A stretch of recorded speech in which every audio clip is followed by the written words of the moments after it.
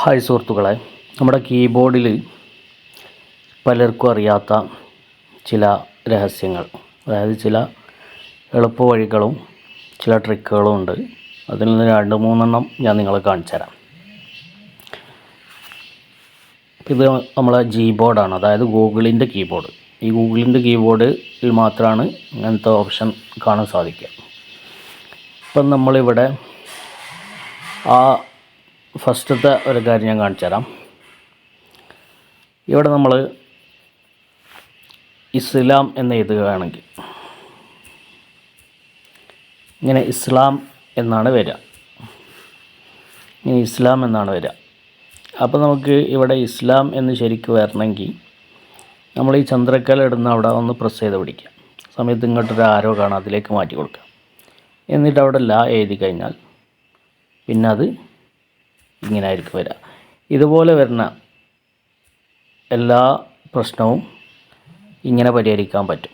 ഉദാഹരണമായിട്ട് വേറൊരു പദം കാണിച്ചു തരാം. നദ്വ എന്ന് എഴുതുമ്പോൾ നദ്വ എന്നാണ് വരിക. അവിടെ നമുക്ക് എന്ത് ചെയ്യാം, ഇവിടെ ക്ലിക്ക് ചെയ്തിട്ട് ഈ ഒരു ആരോ എടുത്തിട്ട് പിന്നെ വാ എഴുതി കൊടുത്താൽ ആ പ്രശ്നം പരിഹരിക്കപ്പെടും. അതുപോലെ വേറൊരു പദം കൂടി കാണിച്ചു തരാം. ഇസ്വ എന്ന് എഴുതുമ്പോൾ ഇസ്വ എന്നാണ് വരിക. അവിടെ നമുക്ക് ട്രിക്ക് ഉപയോഗിക്കാവുന്നതാണ്. ഇസ്വ ഇത് എനിക്ക് തോന്നുന്നത് ഭൂരിപക്ഷം ആളുകൾക്ക് അറിയില്ല എന്നാണ്. പിന്നെ മറ്റൊന്ന്, നമ്മൾ വാട്സപ്പിലാവട്ടെ, ChatGPTയിലാവട്ടെ, അല്ലെങ്കിൽ ഗൂഗിളിലാവട്ടെ, അവിടെയൊക്കെ നമ്മൾ ടൈപ്പ് ചെയ്യുന്ന സമയത്ത് നമുക്ക് ഇംഗ്ലീഷ് ടൈപ്പ് ചെയ്യേണ്ടി വരും. ചിലർക്ക് ഇംഗ്ലീഷ് അറിയില്ല.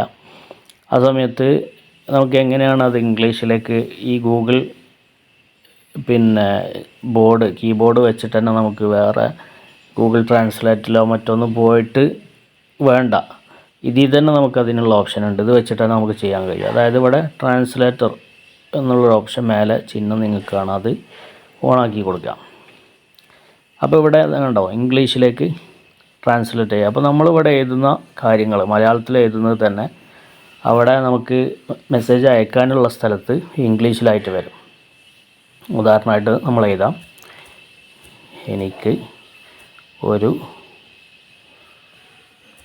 സഹായം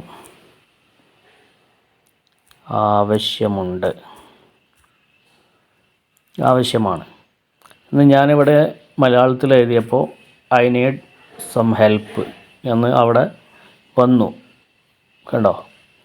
അപ്പോൾ നമ്മൾ ഇപ്പോൾ ChatGPTയിൽ പ്രോംപ്റ്റ് ചെയ്തതാണ്, അല്ലെങ്കിൽ ഗൂഗിളിൽ എന്തെങ്കിലും സെർച്ച് ചെയ്യാണ്.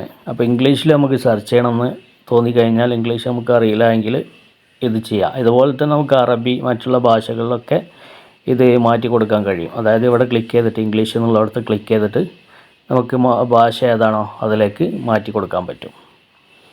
ഓക്കെ, മൂന്നാമത്തെ ട്രിക്ക് കൂടി കാണിച്ചു തരാം. നമുക്ക് പലപ്പോഴും ഒരേ മെസ്സേജ് തന്നെ പലപ്പോഴും അയക്കേണ്ടി വരും. അത്തരം മെസ്സേജുകൾ നമ്മളിങ്ങനെ എഴുതി ഉണ്ടാക്കണം. എന്നാൽ അത് നമുക്കിവിടെ സേവ് ചെയ്ത് വെക്കാം. ഒറ്റയടിക്ക് അത് വിട്ടുകൊടുക്കാൻ വേണ്ടി പറ്റും. അതിനു വേണ്ടി നമ്മൾ ഇവിടെ ഒരു ഓപ്ഷൻ കാണാം, അതിൽ ക്ലിക്ക് ചെയ്യാം.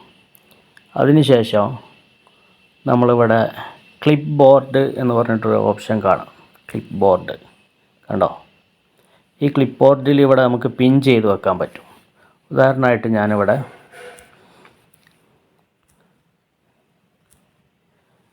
നമ്മൾ ഈ ക്ലിപ്പ് ബോർഡ് എടുക്കുക, എന്നിട്ട് ഇത് ഓണാക്കി കൊടുക്കാം. ഇതിൻ്റെ ഒരു ഓപ്ഷൻ ഓണാക്കി കൊടുത്തതിന് ശേഷം ഇവിടെ നമുക്ക് ഈ പെന്നിൻ്റെ ഓപ്ഷൻ കാണാം, അവിടെ ക്ലിക്ക് ചെയ്യുക. എന്നിട്ട് ഈ പ്ലസ്സിൽ ക്ലിക്ക് ചെയ്യുക. പ്ലസ്സിൽ ക്ലിക്ക് ചെയ്യുമ്പോൾ ഇങ്ങനൊരു ഓപ്ഷൻ വരും. ഇവിടെ നമുക്ക് എഴുതി കൊടുക്കാം. ഉദാഹരണമായിട്ട്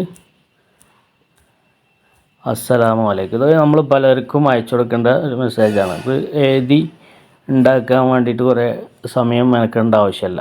ഇതിവിടെ സംരക്ഷിക്കുക എന്നാണ് ഇവിടെ കൊടുക്കുക. അപ്പോൾ നമ്മൾ ആ മെസ്സേജ് ഇവിടെ പിന്നായിട്ടുണ്ട്. അപ്പോൾ നമ്മൾ ഇനി ആർക്കെങ്കിലും അസ്സലാമു അലൈക്കും എന്ന് അയക്കണമെങ്കിൽ ഇത് ക്ലിക്ക് ചെയ്യുക, ബോർഡ് എടുക്കുക, ഇവിടെ അസ്സലാമു അലൈക്കും ഉണ്ടോ പിൻ ചെയ്ത് വെച്ചിട്ടുണ്ട്, അതിങ്ങനെ ക്ലിക്ക് ചെയ്യുക, വിടുക. ഇതേപോലെ നമുക്ക് നമ്മൾ കോഴ്സിൻ്റെ ഡീറ്റെയിൽസ് കാര്യങ്ങൾ, അതുപോലെ നമ്മുടെ പ്രൊഡക്റ്റിൻ്റെ ഡീറ്റെയിൽസ് കാര്യങ്ങൾ ഇതൊക്കെ നമുക്കിവിടെ എന്താക്കാൻ പറ്റും, ഇതുപോലെ ചെയ്യാൻ പറ്റും. ഇനി നമുക്ക് കോപ്പി ചെയ്ത മെസ്സേജ് ആണെങ്കിലും ആ ക്ലിപ്പ് ബോർഡിലേക്ക് എങ്ങനെ കൊണ്ടുവരാൻ നോക്കാം. വഅലൈക്കുമുസ്സലാം.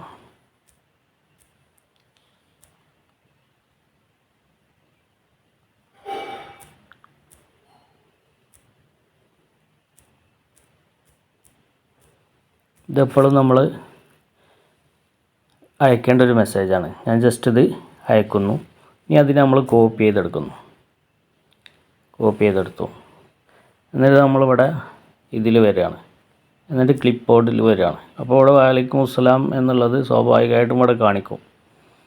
അതിനൊന്ന് പ്രസ് ചെയ്ത് പിടിച്ചിട്ട് ഇവിടെ പിൻ ചെയ്യൂ എന്നുള്ളിടത്ത് ക്ലിക്ക് ചെയ്ത് കൊടുത്താൽ അതും ഇതേപോലെ അസ്സലാമു അലൈക്കും എന്നുള്ളിടത്ത് വഅലൈക്കും അസ്സലാം എന്നുള്ളതും ഇവിടെ നമ്മുടെ ക്ലിപ്പ് ബോർഡിൽ പിന്നായി കിടക്കുന്നുണ്ട്. അതെപ്പോഴും അവിടെ ഉണ്ടാവും. നമ്മൾ ഫോണിൽ നിന്ന് ഫോർമാറ്റായി പോയാലും അത് അവിടെ ഉണ്ടാവും.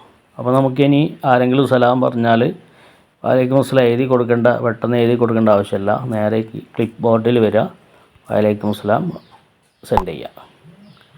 ഓക്കെ, ഇതൊക്കെ അറിയുന്ന ആളുകൾ ക്ഷമിക്കുക, അറിയാത്ത കുറേ ആളുകളുണ്ട്, അവർക്ക് വേണ്ടിയിട്ടാണ്. ഓക്കെ, വീണ്ടും നമുക്കിതുപോലത്തെ നല്ല നല്ല ട്രിക്കുകളുമായിട്ട് വീണ്ടും കാണാം.